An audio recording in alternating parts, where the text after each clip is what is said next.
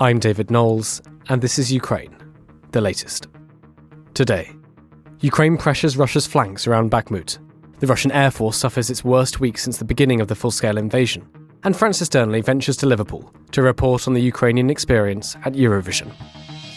Bravery takes you through the most unimaginable hardships to finally reward you with victory.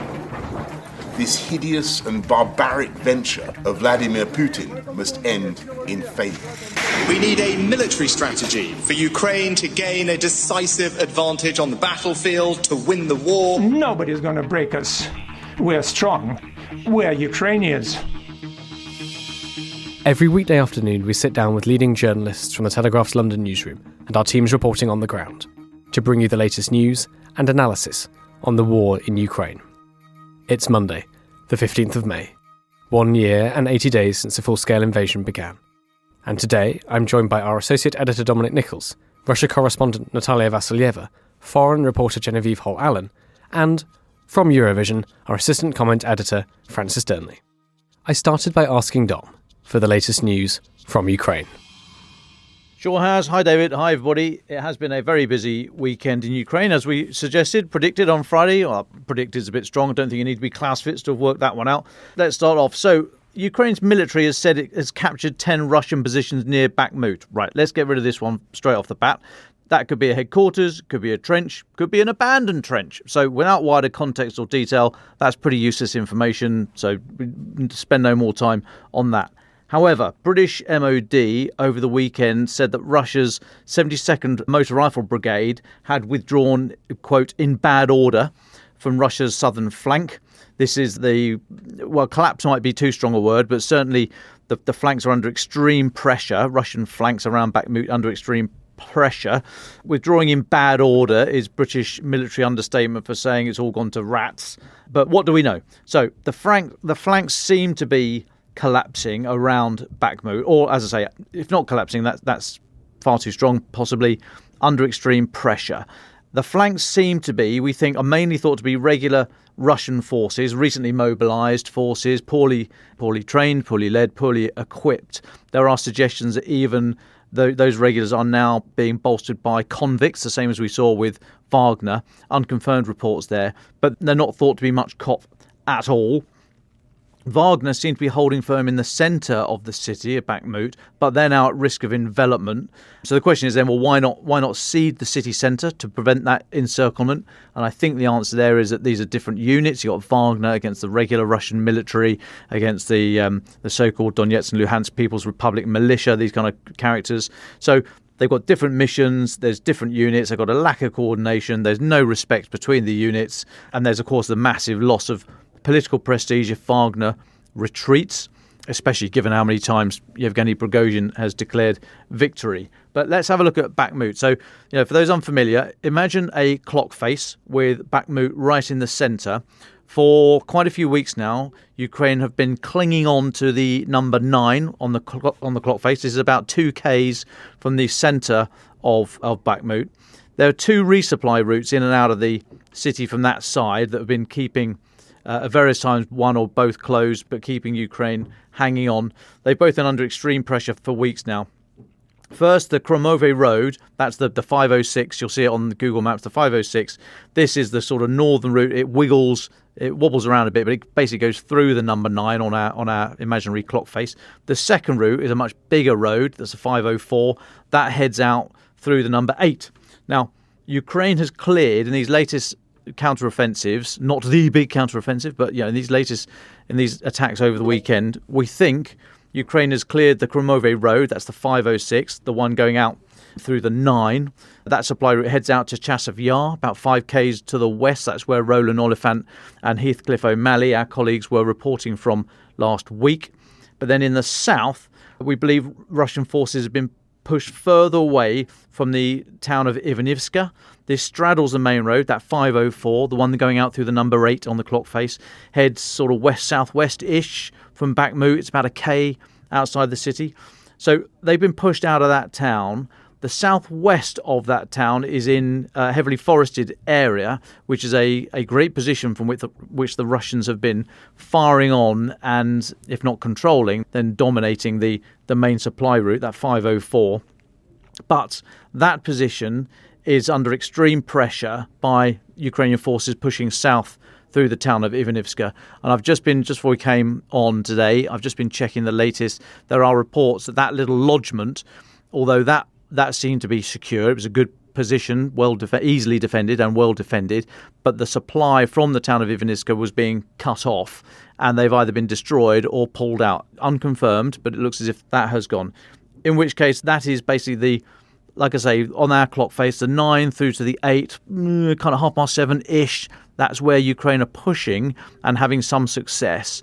Now, as I say, Wagner's still in the middle of the city, but if those movements are confirmed, then the ground there would lend itself to a move east along that from the southern axis around south of Ivanivska, a push east from which they could then strike north and cut off Wagner, and similarly on the north side of the city. So, it's still a great lot of pushing and shoving going on there, but it does seem as if those flanks that seem to come from the regular Russian forces with lower morale, not so well trained, etc., they seem to be ceding ground, which would then cause some right old headaches for Wagner in the middle. I've got loads more quick updates, but David, do you want to come back on any of that? Let's do them later, I think. I'd quite like to bring in Natalia Vasilyeva, our Russia correspondent, who's been actually covering the Turkish election. So let's go to Natalia. What can you tell us about the Turkish election? And off the bat, did the war in Ukraine play a huge part in it or not? Hi, everyone. A pivotal election in Turkey. Everyone says that it's easily the most important historic election in at least 2 decades. Turned out to be quite a nail-biter. We still don't know who won. Almost 24 hours since the polls closed, we still don't have the official results. There's likely to be a runoff. Speaking about the war, it's not an issue here at all, to be completely honest. What could be an issue is Turkey's support for Ukraine or Turkey's ties with Russia. I'm not sure if you guys covered it or not on Friday, but Turkey's main opposition leader came out on Friday essentially accusing Russia of trying to meddle in the elections. He had quite a direct statement on Twitter addressing Russian hackers, telling them to, quote, get their hands off his country, or there would be something threatening friendship between Russia and Turkey. I mean, Turkey has had quite a special place in the war in Ukraine, since Recep Tayyip Erdogan has explicitly supported Volodymyr Zelensky. He has visited Kyiv. He visited Kyiv before the war, I have to say. He wasn't there during the war. He has offered all kind of support for Ukraine, but not lethal aid, no weapons. At the same time, he's been able to maintain good relations with Putin. Turkey has been serving as an important trade hub. A lot of so-called grey imports have been coming through Turkey. And Turkey is basically one of the reasons why supermarket shelves in Russia are still full, because all of the sanctioned goods that would be banned for sale in Europe, have been coming through Turkey. Now, the main opposition candidate here has been quite coy about relations with Russia, obviously understanding what a thorny issue it is right now. It wouldn't be an issue for his voters, but it definitely would be an issue for Russia itself. Turkey get a lot of its energy from Russia in terms of natural gas, in terms of oil supplies. Kemal Kılıçdaroğlu, the main opposition candidate, has actually been criticized for having a very vague policy, a very vague foreign policy. The very few interviews with foreign media that he has given did very little to shed any light on his foreign policy. What he did make clear is that he would like to strengthen Turkey's ties with NATO. Turkey is a NATO country. And he indicated that Turkey might join European sanctions, because right now Turkey hasn't joined any sanctions against Russia. So that is something that would give a pause, that would give a cause for concern in Moscow. At the same time, this morning, the Kremlin spokesman said that they were waiting for the results, for the election results in Turkey, and they would support whoever candidate wins. Thanks, Natalia. You said we still don't know who's won. Do we have a sense of when we might find out? So how long is this going to go on for? Sure. Well, we have preliminary results, as they call them, which means 99% of the ballots counted. They're still counting foreign votes, votes cast at consulates and embassies abroad. What is quite unusual is that neither Erdogan nor the main opposition candidate have come and accepted those results. Erdogan currently leads with 5% points, just short of the 50% threshold, meaning that there would be a runoff. It's quite likely that we will have some kind of a final result tomorrow morning. Thanks, Natalia. Just final question from me. You mentioned that the war in Ukraine really hasn't played on voters' minds at all in the Turkish elections. We've covered a number of elections here over the past year and a bit across all sorts of different European countries in which often the war in Ukraine is an issue. It might not be the main issue, but it's certainly an issue. Why do you think it's not really on Turkish voters' minds at all? Well, first off, because if you speak about Europe, Europe is paying for the war in Ukraine. Obviously, it's paying directly, and then in terms of not buying your cheap Russian gas, and it's also paying indirectly, as in not buying Russian gas and paying directly by supplying weapons to Ukraine. None of those two issues are present in Turkey. Turkey still buys Russian gas and oil, so its energy security is no way compromised by the war. Turkey is not having to spend any of its budget on supplying weapons for Ukraine, and Turkey has actually been making money from both sides of this war. It has been making money on Russians, on hundreds of thousands of Russians who left the country and who are settling in here in Turkey, and it's been making money on all of those imports. So Turkey is not losing from the war. If there are any beneficiaries of the war, it would be Turkey, however awful that might sound. Thank you very much, Natalia. That was absolutely fascinating, and I'm sure we'll come back to the Turkish election in the next few days. Thank you, Natalia, and best of luck with your interviews later this afternoon. Thank you. Can we go to Genevieve Hall-Allen, our foreign reporter? It's been a big day on the diplomatic arena. Vladimir Zelensky is in the UK meeting Rishi Sunak, the Prime Minister. Genevieve, this comes at the end of a extensive European trip for Mr. Zelensky. Can you tell us about it? Hi, David. Yes, as you say, a pretty significant day in terms of diplomacy and diplomatic relations between the UK and Ukraine. I'll start with what's been happening in the UK between Zelensky and Prime Minister Rishi Sunak, if I may. So, yes, as you say, Mr. Zelensky has arrived in the UK, actually not to London, but he's arrived in Buckinghamshire by helicopter this morning to meet Prime Minister Rishi Sunak at Chequers, the country residence, for what Mr. Zelensky described as substantive negotiations between the UK and Ukraine on Twitter before they got going. He wrote, "The UK is a leader when it comes to expanding our capabilities on the ground and in the air. This cooperation will continue today. I will meet my friend Rishi. We will conduct substantive negotiations face-to-face and in delegations." And they most certainly looked friendly. Mr. Sunak posted an image of the two leaders warmly embracing on Twitter after Mr. Zelensky had landed.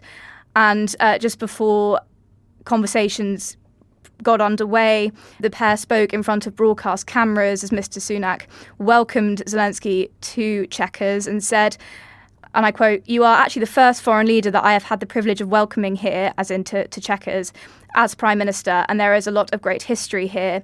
In fact, this room we are standing in, Winston Churchill made many of his famous speeches in World War II from this room, and in the same way, today your leadership, your country's bravery and fortitude are an inspiration to us all."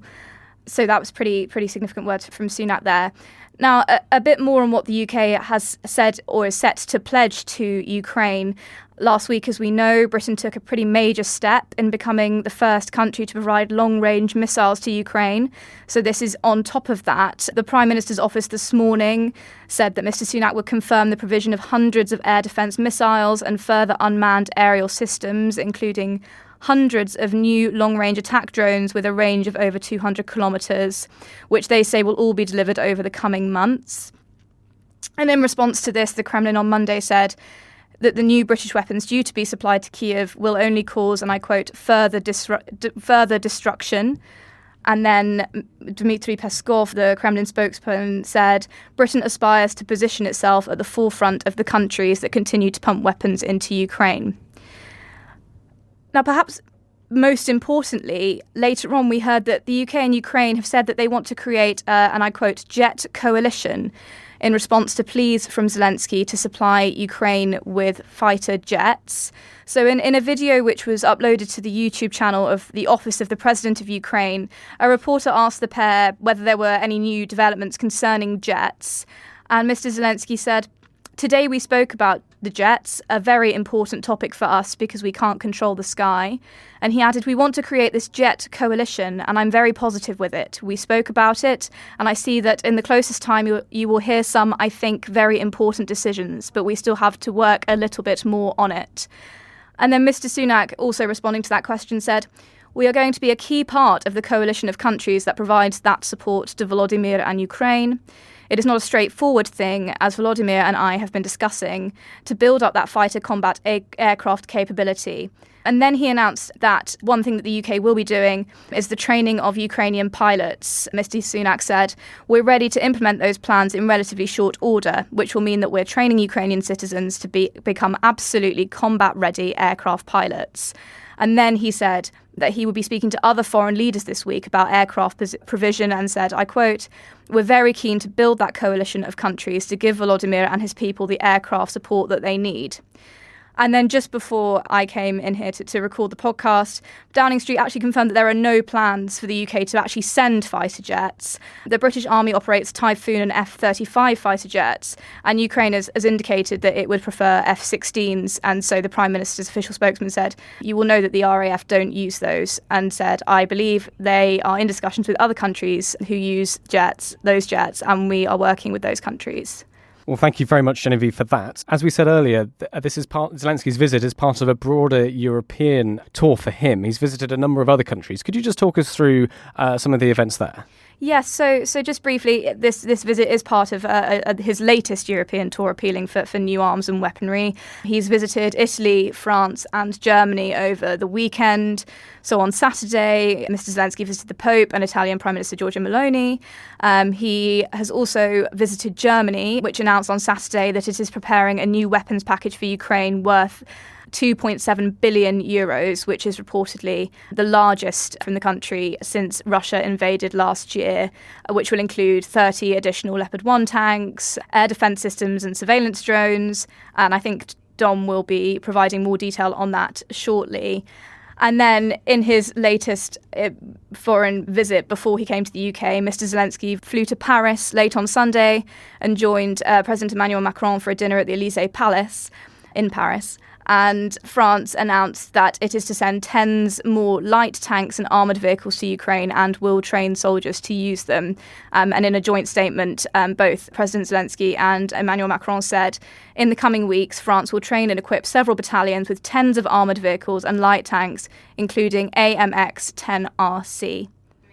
Brilliant. Thank you very much, Genevieve. Look forward to hearing you again this week. Dom, we cut you off a bit probably too soon earlier to talk about the Turkish elections and then to get the download on Zelensky's visit to the UK. But as you said, I mean, we didn't even get through half of the updates and notes from activity over the weekend. So do you want to carry on where you left off?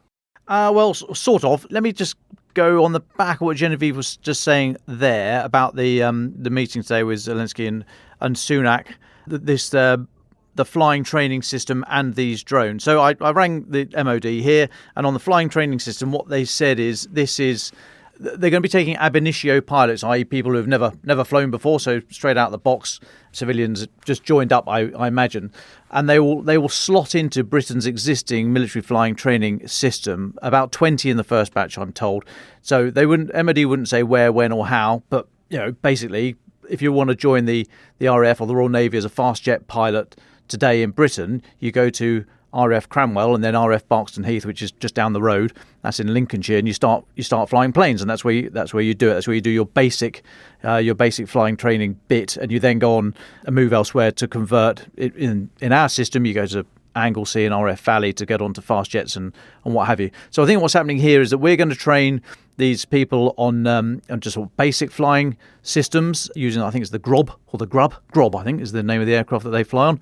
And then they will go and train elsewhere. And the MOD person I was speaking to said clearly their aspiration is for F-16. We don't fly that. We can do a certain amount of synthetic training, i.e. simulation and very clever wizardry in that department. but we don't actually have the jet, so they won't, when they fly the actual aircraft, that'll be somewhere else. But they were kind of talking about the F-16. Well, they named it, so I think there's some announcements coming on that one. But that's quite good. That training is going to happen soon. And on these drones, the idea that these are long range, sort of a couple hundred Ks drones, I said, well, that implies that it's satellite controlled. It's not, these aren't line of sight. These aren't sort of RF. These aren't sort of localized drones. These are going to be big Reaper type drones that are controlled from a place, could be well away. I mean, we fly our drones from RAF Waddington, again in Lincolnshire, in the special cubes there. Used to fly them from Creech in the US Air Force Base in Nevada, but we moved them all ours now to Waddington. But they're controlled via satellite, so you can be anywhere in the world as long as you've got as long as you Vodafone give you good connectivity, which isn't always, it's not Vodafone, I'm making that bit up. But these drones, they are long range, and so it implies there's something much bigger than just the handheld stuff that we've been seeing. They won't be Reaper. They're not being gifted Reaper. I'm told these are a new development, kind of basically bought off the shelf, with a little bit of MOTS, modified off the shelf, or military off the shelf. It's occasionally called, bespoke for Ukraine. And the spokesperson I spoke to said that they are being procured partly because they are much cheaper than conventional long-range munitions, i.e. implying they are munitions, not just used for camera and other electronic wizardry to do surveillance. So these seem to be long-range, over-the-horizon attack drones, I suppose is what is the phraseology coming into use. So that's that on President Zelensky's visit to the Prime Minister here. We can just go back to the news very quickly. I'm just going to whiz through a few other bits and pieces. So over the weekend, we saw a site in the Ukrainian city of Kametsky, which is about 200 kilometers southwest of Kyiv, halfway from Kyiv to Lviv. So on Saturday, there were two massive explosions in this city. We're not sure if it's fuel, ammunition, what was stored there. Don't know what it was. We don't know if it was two strikes or one strike and a secondary blast. That area is known to be an old ammunition site, so Russia would have known the location was there. Now, whether that means that Ukraine would still be using it today to store valuable stuff, we don't know. But you can see it online. There's two absolutely massive blasts there. Now, separately to that, over the weekend, there were blasts in Luhansk. So this is the capital of Luhansk Oblast. This is in the far east of Ukraine, about 80 k's due east from Bakhmut. It's just inside the Russian border, 20 k's inside the Russian border. There were reports that this blast was a couple of Storm Shadow cruise missiles, we talked about those last week, backed up by US decoy missiles used to clear away Russian air defensive fire. So these American decoy missiles, called MALD, the miniature air-launched decoys, they don't have warheads, they just have very sophisticated electronic gizmos to confuse air defense systems. About 8 foot long, but less than 50 kilograms, so each aircraft that they're launched from can carry lots of these, basically as many stores pylons as there are on the jet. That's how many of these MALDs that you can carry. They will create a swarm. They can loiter, so they can really confuse an air defense network. And that the suggestion is that they were used, allowing Storm Shadow to get through to hit this whatever it was in Luhansk. We don't know what the target was, but something went very big bang. Now, hold that thought for a moment, please. Today's UK Defence Intelligence update says that several drones hit Russia's Seshna airbase on May the 3rd. This is about 150 kilometres north of Ukraine in Bryansk Oblast. The airbase is a hub for Russia's big heavy transport, military transport, aviation, and has played a major role. MOD here says it's played a major role in enabling Russia's invasion of Ukraine. Okay, so something hit well behind the lines in Russia on May the 3rd. Now, hold that thought too, please. Over the weekend, near the city of Klinsky, which is in Bryansk Oblast, that's the bit of Russia that immediately borders Ukraine and Belarus. So we're about 50 k's north of the border with Ukraine here, 200-ish k's northeast of Kyiv, and quite close to that Seshya airbase, about 100 k's south of the Seshya airbase, but all in the same area. An Su-35 fighter, an Su-34 fighter bomber, and 2 Mi-8 helicopters were reported to have been shot down. It's the worst day for Russian military aviation since the first week of the war, and there is reporting that the Mi-8s, the 2 helicopters, big transport helicopters, were the electronic warfare versions that they would be using to use EW, electronic warfare, to confuse systems, and which could be air defences or it could be anything else, but they are pretty sophisticated. But anyway, 4 aircraft were shot down. Now, Russian authorities said the helicopters crashed due to an engine fire.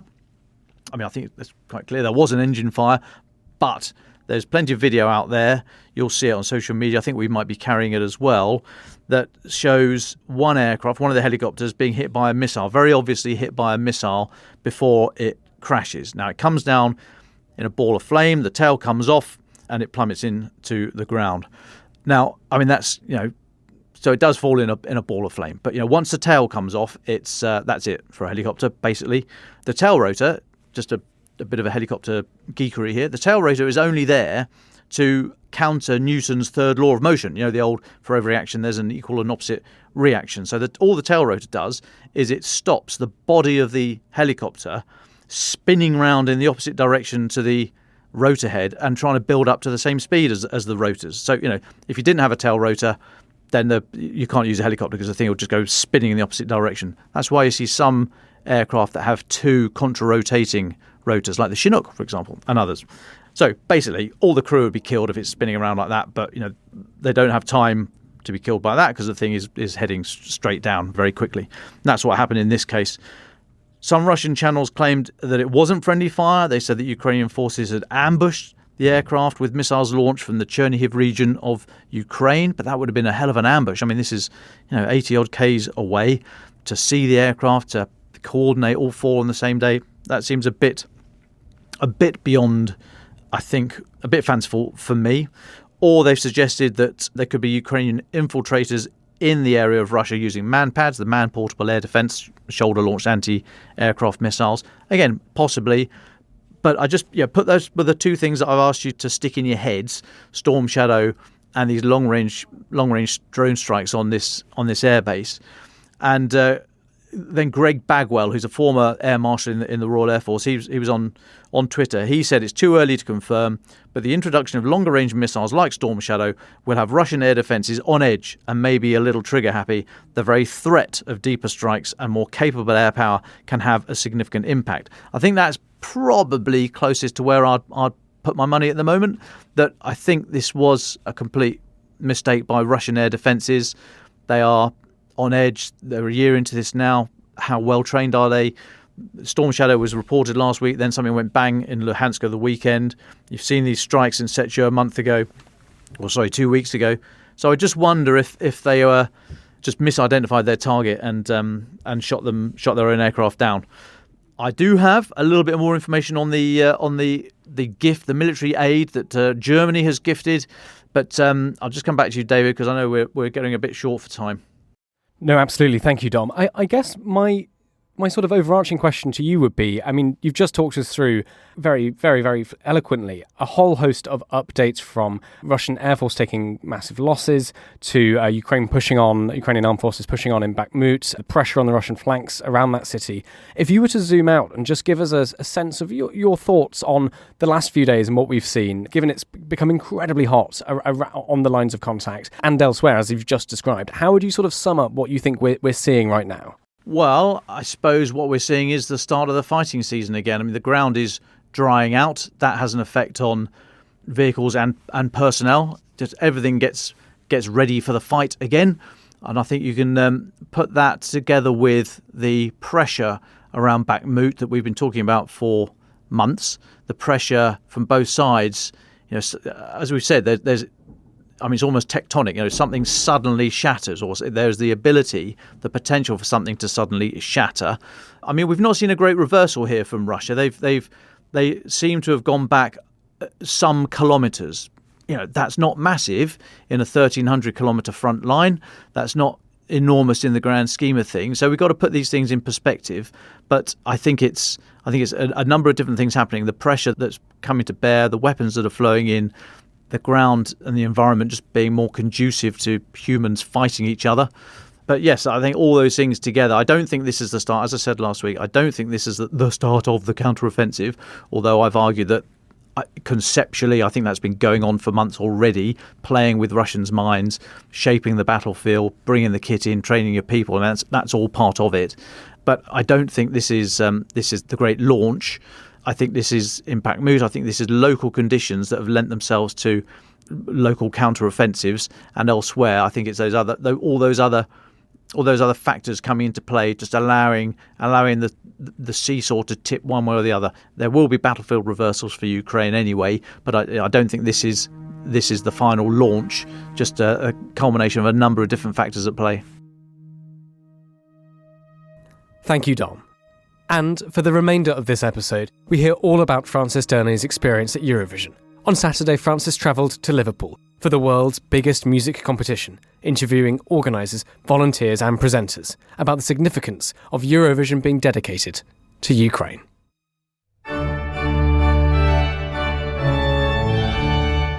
Well, Mum, I made it. I'm behind the scenes at Eurovision with my press pass. The world's media is here and the tension is palpable. I'm hearing a lot of excitement about Ukraine for obvious reasons. Eurovision, an annual spectacle where countries unleash their musical warriors for an epic battle of catchy tunes, over-the-top performances and questionable fashion choices. It's a surreal clash of cultures. From singing Vikings to sparkling unicorns, the Eurovision stage transforms into a wild carnival of melodious madness, leaving viewers both entertained and bewildered.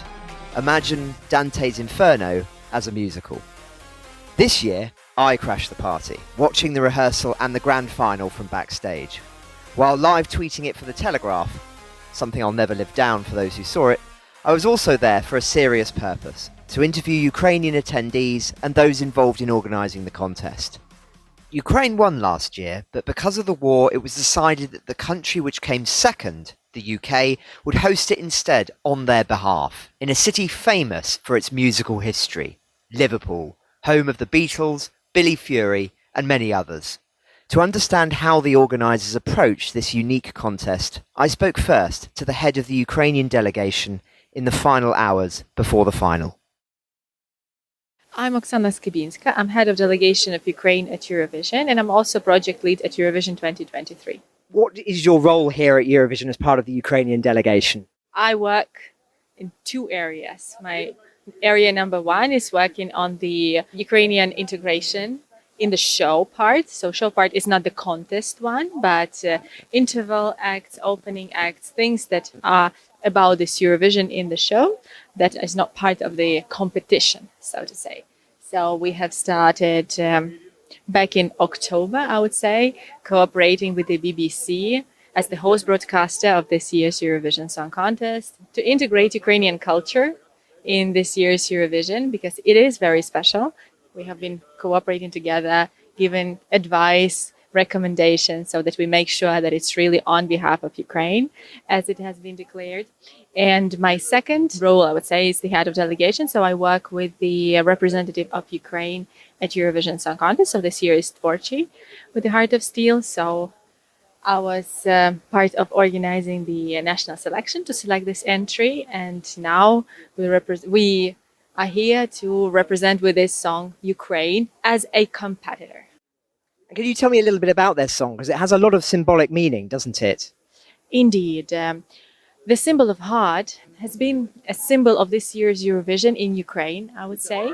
It happened so by accident, by chance, but it has become symbolic. It's been a part of our scenery, part of the decoration of the stage at national selection that was held at metro station, so underground. There was a big heart on stage, symbolizing the beating heart of Ukraine that beats despite everything, even underground. But the heart of Ukraine is beating strongly. And it so happened that the jury and the public of Ukraine decided that it will be the heart of steel again that will represent Ukraine, with a message of strength, with a message of power, with this message of resilience. Despite everything, despite all the circumstances, we are strong. We are brave.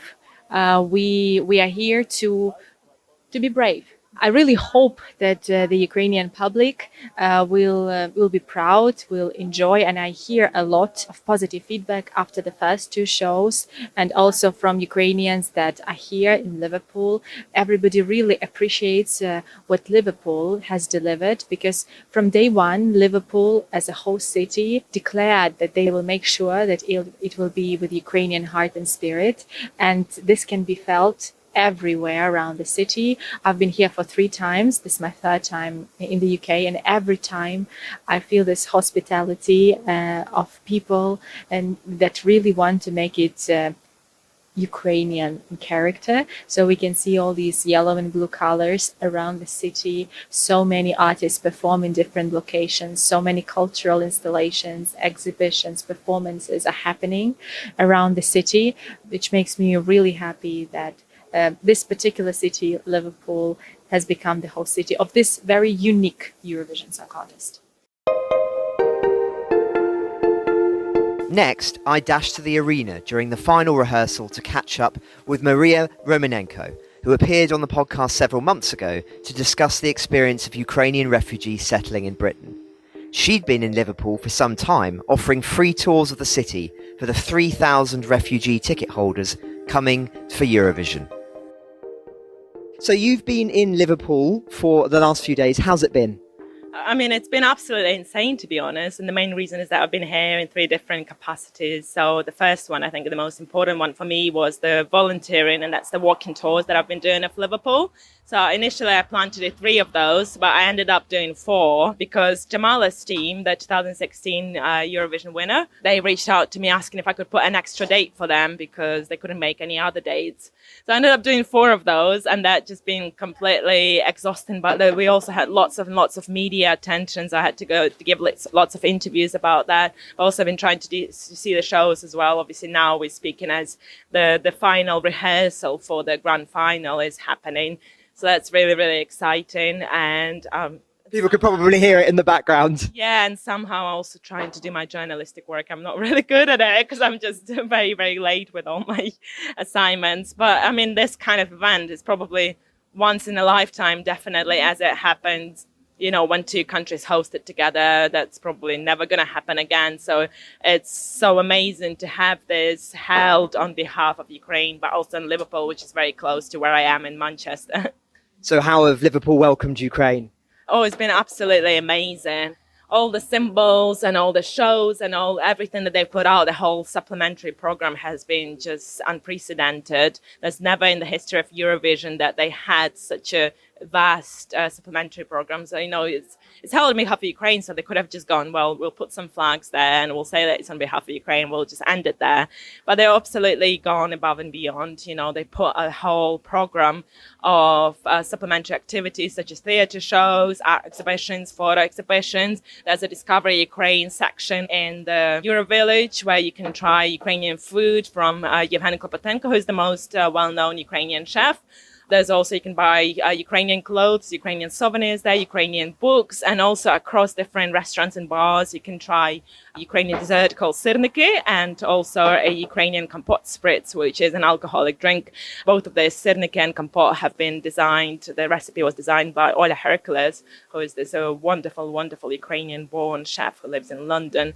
So they're absolutely gone above and beyond. You know, they painted their super lamb banana, and that's one of the biggest prides, at least since the time that they tried to sell it to Manchester and decided it was a bad idea. They painted that in yellow and blue, and there's yellow and blue colors everywhere. You know, people realize that it's held on behalf of Ukraine. That's being repeated during the shows as well. There's Ukrainian tribute acts, so there's Ukrainian acts, I'm just really, really impressed. I don't know, sometimes it like moves you to tears because there's some elements that are more somber, such as the sandbags around the Lord Nelson monument in exchange flags. And there's also, you know, during the first semi-final, they had Rebecca Ferguson, who is from Liverpool, sing with Alyosha, Ukrainian singer. And they had like the backdrop of kind of text messages that Ukrainians are sending, like, you know, I'm in a bomb shelter, I'm safe, or I'm on my way to Poland. And that was very, very touching to see. So, you know, there's more somber elements of that. And I think some of these things can make you quite happy because you get to try Ukrainian food, and that's really, really hard in the UK unless you're in London where you have a couple of Ukrainian restaurants. But there's also this like more sad elements that allow you to reflect on what's happening. And I think in my experience, hanging out with Ukrainians over the past week, that can really bring you to tears. But I think they're still very appreciative of these tributes and these reminders to the rest of the world outside of Ukraine about what's happening. And the only reason that the contest is held in Liverpool is because it's unsafe to be held in Ukraine. And what do you think the significance of Eurovision culturally is for Ukraine at this moment? Obviously, they won last year, and that was seen as very significant. Just wonder a year on how you'd reflect on that experience. First of all, Eurovision is very, very big in Ukraine ever since 2003 when we started participating. It's been massive. I remember when it was 2003, I was a 11-year-old. And I remember when I had Alexander Ponomaryov with his Hasta la Vista Baby song, and everybody was making a big deal about it, that Eurovision has come to Ukraine. You know, I was kind of like a child. I didn't really understand why it was so important. And then next year, Ruslana won, and that was a massive moment for Ukraine. And then since then, we had... Wild Dancers, am I right? That's Wild Dancers? Yeah. What a tune! It was such a great song. And, you know, since then, we obviously had Jamala win as well, and Kalish Orchestra. And just something that allows people to cheer for Ukraine. I don't think it's so much about music for Ukrainians. It's about cheering for Ukraine because most people in Ukraine are very, very patriotic, as the world has now found out. So it's just a chance to cheer for our country. And it's very, very important during war times because, you know, there will be some people saying, oh, why is Ukraine taking part in competitions? Why is it playing football at the time of the war? But they don't realize that this is something that allows you to keep the level of normalcy. And that's something that, you know, if you don't have that, you can just go crazy because, especially for those who are staying in Ukraine, you know, if you live under constant air raid sirens and explosions and things like that, you just need to make sure that life kind of goes on as hard as it can be. So it's very important to have culture going, to have music going, sports going, humor going. There's lots of memes that have come out, as I'm sure you're aware, in the last year that are connected to the war. So it's great to have this. We just watched Torchi perform in the final rehearsal. I really hope they do well tonight. I think they've got a great song and I'm really, really proud of them as well. Maria had been the guest of Tim at the contest, a Liverpool local who himself volunteers to help Ukrainian refugees arriving in Poland. He was kind enough to squeeze me into his box to watch the rehearsal, so I could talk to some of the Ukrainian and Polish volunteers he brought to Liverpool for Eurovision. I started by asking him for some background about his work and the experiences of those helping refugees travelling across the border of Ukraine into Poland. My name's Tim Johnson. I'm an IT consultant from Liverpool, 37 years old. Basically an independent aid worker working with charities out in the cities of Gliwice and Katowice in Poland. Wonderful. And can you just talk to me about the experience of the volunteers that have worked on those projects? Yeah, so to give you a bit of background to that, basically my partner is Polish, my fiancée Kasia. She and I were over visiting her mum in Gliwice at the start of the war, when the war started. I thought that they set up an arena very similar to this, where I thought I would take £100 worth of aid from the supermarket, take it there. I thought, that's me done. I'll give it to them, walk away. When I got there with this aid, I couldn't walk away. You know, there was a queue of several thousand people in a variety of different states, closed off the back, who'd been injured, you know, psychological trauma, all kinds of horrible things that happened. And I just couldn't walk away from it. So that led to quite a long period of volunteering, which is still going on. So, I mean, I make a bit of a joke about it and I say, help me annoy Polish supermarkets, because it's kind of weird way of phrasing it, but Polish supermarkets, for example, in Gliwice, said nobody shops in this city like Tim, because I cleared them out of pasta sauce, several nights. You know, it's a bit like ET with one of their delivery services, a number of bikes they had to send on one order. I mean, that's a lighter side to a very serious point, that, you know, we had serious work to do getting that aid to people, and the shelves were getting cleared constantly. So I was constantly, even when I wasn't in Poland, back in the UK, I was getting messages and pictures going, we need this, this and this. So I was then taking the cash I'd raised in the UK, converting it instantly to grocery deliveries in Poland. Just talk to me a little bit more about what you saw and what shocked you so much. I think there were kind of two moments that really stuck with me. Well, maybe three actually. There's two that stuck with me the most initially. The first was a young boy, maybe about 3 years old, I'm guessing a bit. He would not look up from the floor. He was clearly shell-shocked, and the only way I can describe it to somebody who's not seen it, it's a bit like Saving Private Ryan when you see the soldier who's who's shaking. It's that kind of scene that you see. Yeah, he wouldn't look up from the floor. I gave him some chocolate, and he said thank you, but didn't look up the whole time. I remember that one of the people who's here tonight at the arena, she came over to me and she said, I saw, because she saw I was upset when he left, because it can't help but get to you. And we had a kind of a front room in the arena and then a back room where only volunteers went. So we kind of could go in that back room and try and keep each other going. You kept the kind of composure, if you like, as best you could in the front room where refugees were arriving. So you and your volunteers that you've been working with have been doing this for many, many months now. And then you heard that Eurovision was coming to your home city. That must have been quite a moment. Yes, it was. Very much it was quite a moment. So it was October last year, and obviously they had the announcement of the host city. So I immediately phoned Mike Cox, the manager of the Hanover Hotel in Liverpool, a good friend of mine. And I said, Mike, have you got any hotel rooms free? He said, absolutely. Me and my company, 100% behind you. We've got this for you. Basically, whatever you need, we will do. And how many volunteers? Well, obviously, we didn't know quite how many at the time, so we said up to 12, a group of 12. Maybe that was too ambitious at the time, because it turns out each visa cost us about €500. So I had to fund that personally. There was no support from government, or obviously we didn't ever take away from charity to do this. This was a bit of a side project, but obviously a very significant side project and very kind of symbolic to have the actual real aid workers here present in Liverpool. And then you decided that you wanted to bring them over to Liverpool and actually bring them to the contest. And so how did that come about? Well, obviously, at that point, you approached government ministers. We emailed 5 MPs, 2 House of Lords on the Ukrainian Select Committee. No replies from anyone, unfortunately, asking, could I get tickets? If I got tickets, could they provide visa waivers, or were there any kind of special event visas? Obviously, Homes for Ukraine is great as a scheme. Families for Ukraine, again, another great scheme. But there's a gap for a major event like this, that obviously is Ukraine's year, that you would hope that there was something like the World Cup where there would be a special event visa category. Unfortunately, there wasn't. The answers I had were stock answers from the Home Office, kind of almost go away. Here's your stock answer, look at the website. So at that point, I also emailed the council, I emailed the agents of the big stars around Eurovision asking, can you help me with tickets? This is what I want to do. Again, you get no replies. So in the end, I decided, you know what, I'm going to do it anyway, as hard as it might be.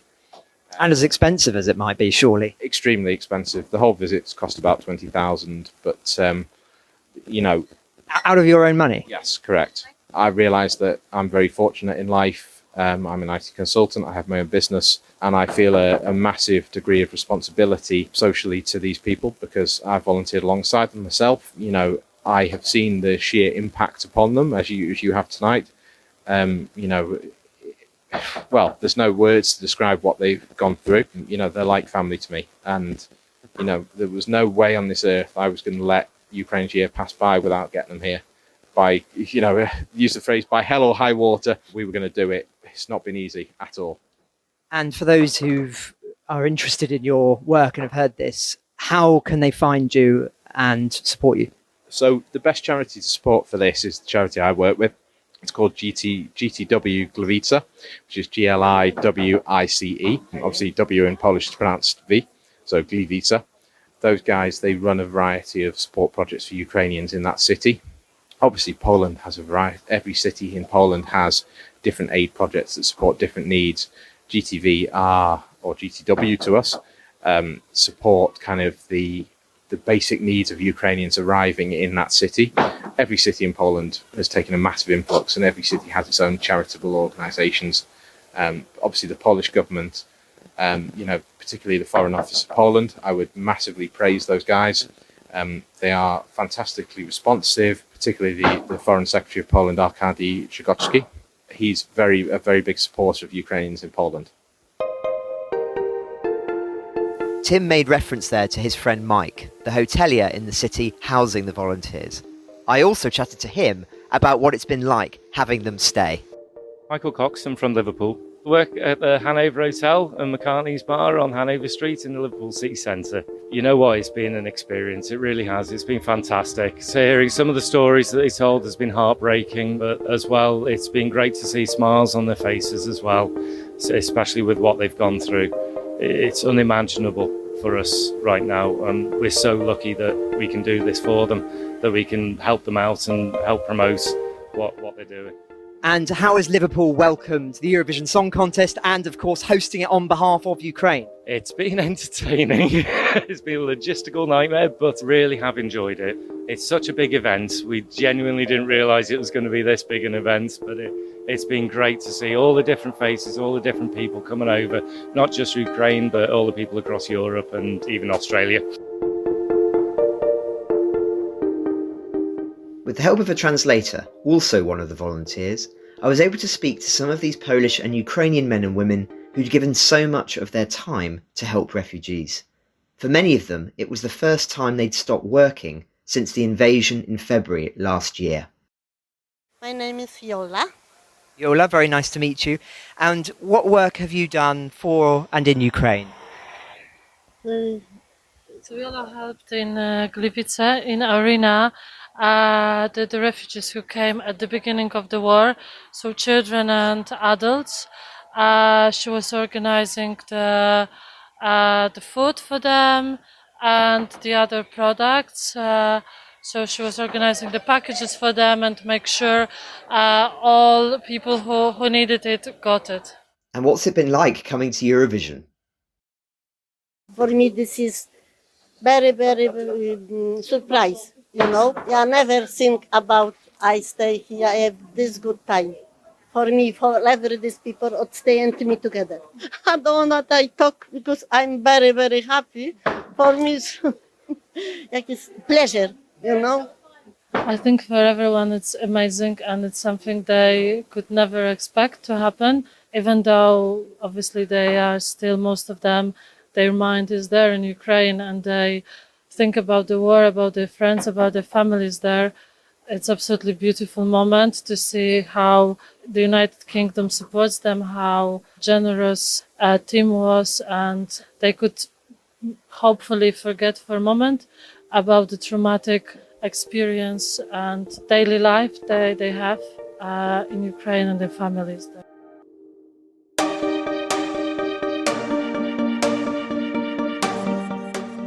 Another of the Polish volunteers was Rafał Tomola, who told me about his work and also helpfully served as a translator for two of the Ukrainian volunteers. We have the International Hope Aid in Warsaw, and we take care about 5,000 children, 200 hospitals, and we support the soldiers on the front line and also the field hospital. Yeah, Mikoła, his father and two brothers are fighting. Yesterday, his brother was wounded. So our heart, you know, the share to be here and to be over there. Andrew, in the 3 days, will be support his neighbors, cousins, and brothers on the front line. We will be organized another transport of the humanitarian aid, on Ukraine. So now we are also working. We are not only here. We are laughing because they, after 9 months, Mikoła told me that he was slept more than 4 hours, without any signal, without any rocket alarms, So there was the strange for us. And yesterday he was smiling first time since September last year. I asked Rafał to ask the two Ukrainian volunteers to describe their feelings. No ja rozumiem, tylko mam jedno, że of course they would like robić, bo u nas idzie wojna. Eurovision should be in the Odessa, and I know that they cannot make it in Ukraine, So from the one point of view, they're very appreciate the Liverpool partnership with the Odessa town, the most really beautiful town, and so they have the hearts are still broken, to be over there and to be here. Mi się podoba po prostu uśmiechnięte ludzi, dzieci, które dzisiaj nie obracają w różne strony, że what is the most amazing that here's life. The children are smiling. The people are smiling. On the street, yeah, we feel the support and other people, and they can live without the alarm attacks. Yeah, this is the most important, and the first was a little bit strange for them. Yeah. Kiedy przylata lot na lotnisku, to u nas wszystkie padają się, boją się, że zacznie atak. When we see today the airplanes, yeah, or even the seagulls, yeah, everybody were down because they're thinking the airplane or the drones, yeah. So this is the difference. So the tension and the pressure after the 3-4 days was a little bit down, yeah. They start smile, and today they were dancing. So you see how important it is for them. I then asked Andrew for his reflections. They feel like a home, yeah, because we discussed this evening. We were in the cavern and we feel so good, yeah, that this is so amazing for us, yeah. Very nice people, very beautiful people. I then turned to Rafał for his thoughts on the fast-evolving military situation. And will be the victory, yeah. So the moral is incredible, yeah. I can tell you the story because 2 weeks ago I met in the forest on the road to the front line 2 soldiers, yeah, wounded soldiers. I stopped. Near Bakhmut or? Similar, yeah, in the very close, yeah, and they escaped from the hospital just to be with the brother in arms. If you want, you can connect now directly with the guys from the Bakhmut. Yeah, that would be fantastic. We spend a few minutes trying to connect to soldiers on the front line. So sometimes you see this is impossible to Yes. connect, but this morning they call to Andre, the friends, they ask how the war On the front line. Exactly. And what did they say? Yeah, and this is the guys, they cannot take a shower for the 1 month, yeah, so they use the wet wipes. Simple things, but very important, yeah. After watching the final rehearsal in the arena, I dashed backstage to the press area to watch the final. As you can hear, it was quite an experience. We're 8 songs down and the jacket is off. Things are heating up in here. Much as it pains me to say it, there's a lot of love in the press room for France. Also, Poland did a lot better than in the dress rehearsal that I watched earlier. If that translated at home, then it could be a very interesting night indeed. After watching the 26 acts, there was an anxious wait as the judges gave their scores and the all-important votes from the public filtered through. In the end, it was Sweden who triumphed, which means they'll be hosting it 50 years on from ABBA winning Eurovision with Waterloo in 1974. Ukraine came 6th and, cruelly, the UK second to last.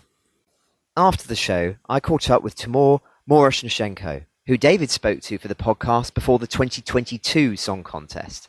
That year, Timur provided the official Ukrainian commentary from a bunker in Kyiv. This year, he co-hosted the opening ceremony of the Eurovision Song Contest in Liverpool and acted as a Eurovision correspondent, appearing during the live shows, in addition to his usual role as commentator for the Ukrainian broadcaster. Timur, thank you so much for your time. Extraordinary event last night. We'll get to that in a moment. But first of all, what have you been up to since you last spoke to David many months ago now? Yeah, 1 year. Already 1 year. A lot of things change, of course. Now, for example, we have an opportunity to live in Kyiv more or less in the peaceful conditions, thanks to all our partners from the US, EU and UK for the strong air defense system, because even during these 2 weeks while I'm here, my family is in Kyiv, and of course I'm receiving all the time messages from them, so explosions, but that is explosions from the air defense system. Life is going on. We have to live, we have to create, to celebrate, to keep going, to hold on, and that's why I think we are here, have a chance to be a part of this unique event which we had yesterday. As you say, it was unique. It is the morning after the night before. What are your reflections on it? Now I understand that it was the most important Eurovision in its history, because we all know that it was created 67 years ago just to unite countries on the continent in recovery. around peace. And this time, yes, of course, we are not a continent on recovery, but now we have the war, which is similar in its scales to the Second World War, First World War, but concentrated just in one country. You know what I understood during this time here? We really stay together. We really united than more than ever before. And it's not just a words, it's a thoughts, feelings of all the people whom I met here during this time.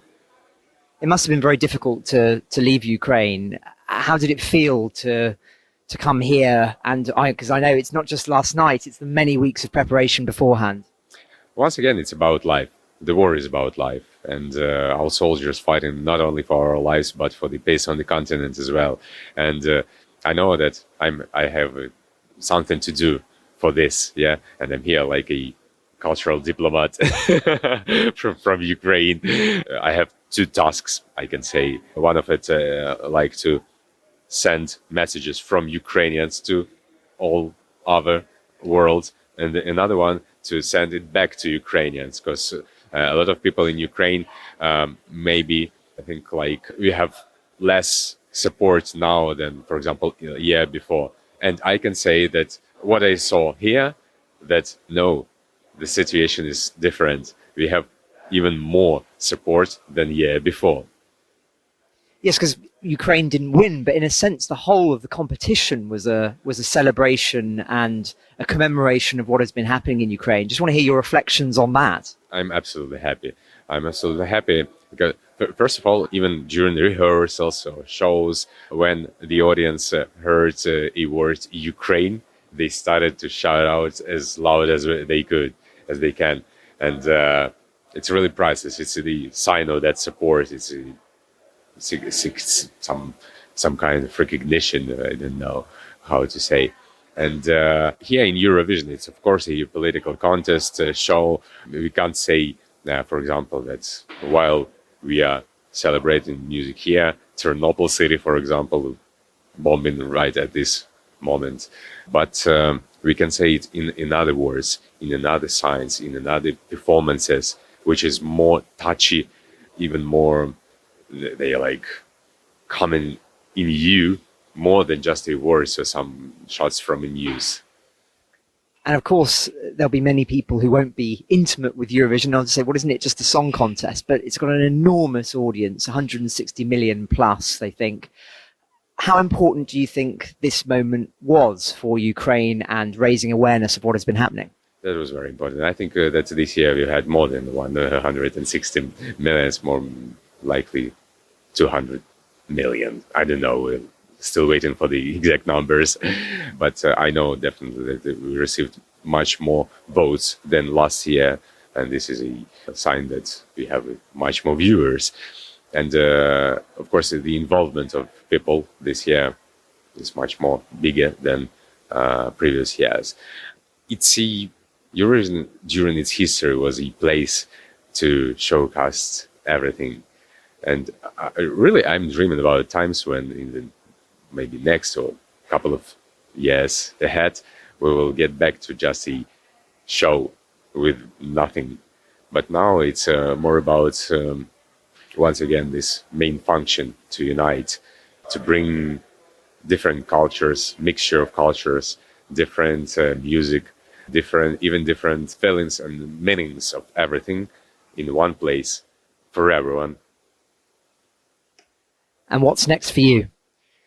I'm coming back to Ukraine, of course. My family is there. I have a lot of work to do there. Yeah, so I'm coming back. It'll be a long trip because here it took 43 hours to come to Liverpool from Kiev. Yeah, just 1.5 years ago it was 3 hours by plane. Now it's 43 hours by 3 different types of transport. Yeah, coming back to Ukraine and continue to do what can I do to get closer to that day we all expecting. And one final question from me. Obviously, it's a very important moment in the war in many ways. We're expecting the counteroffensive. How do you feel at this moment, over a year into the war? Yeah, we are expecting. We'll be expecting till that moment when our commanders will understand that it's time for this. All this kind of stuff like Eurovision or different events, or even just a concert. Actually, in Ukraine, every week, once or twice a week, we're doing the concerts for military in different parts of Ukraine. And even this 1-2 hours concerts, giving them morale to keep going, to raise up their morale, to, I don't know, after all the shows, all the concerts, I'm receiving messages from the wives of the soldiers with the thank words. And they said, for the third day, they're talking just about this concert because it's like some piece of peace.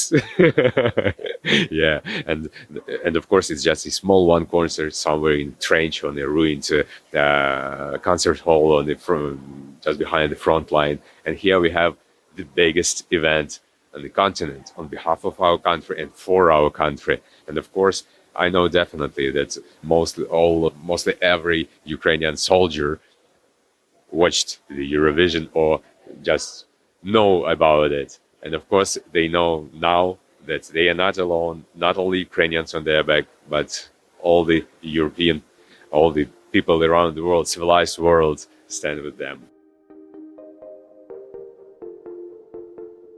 So what are my final thoughts? It was a fantastic evening, but as you'll have heard, also a humbling one. Liverpool and the organisers did a genuinely fantastic job in making the event feel like a celebration of Ukraine whilst sensitive to the horrors it's experiencing. I'm very grateful for those who took the time to talk to me, often missing some of the show in the process, and to those of you who tweeted me on the night. You will be very relieved to hear, no doubt, that normal service from me will resume later this week. But first, I'll need to catch up on sleep. Francis Dearnley, Eurovision correspondent for Ukraine the Latest, signing off. Ukraine the Latest is an original podcast from The Telegraph. To stay on top of all of our Ukraine news, analysis and dispatches from the ground, subscribe to The Telegraph. You can get your first 3 months for just £1 at www.telegraph.co.uk/Ukraine the Latest. Or sign up to Dispatches, our Ukraine newsletter, which brings stories from our award-winning foreign correspondents straight to your inbox. We also have a Ukraine live blog on our website where you can follow updates as they come in throughout the day, including insights from regular contributors to this podcast. You can listen to this conversation live at 1 p.m. each weekday on Twitter Spaces. Follow The Telegraph on Twitter so you don't miss it. To our listeners on YouTube, please note that due to issues beyond our control, there is sometimes a delay between broadcast and upload. So if you want to hear Ukraine the Latest as soon as it is released, do refer to podcast apps. If you enjoyed this podcast, please consider following Ukraine the Latest on your preferred podcast app. And if you have a moment, leave a review, as it helps others find the show. You can also get in touch directly to ask questions or give comments by emailing ukrainepod@telegraph.co.uk. We do read every message. And you can contact us directly on Twitter. You can find our Twitter handles in the description for this episode. Ukraine the Latest is produced by Louisa Wells and Giles Gear. And today on Twitter, Rachel Duffy.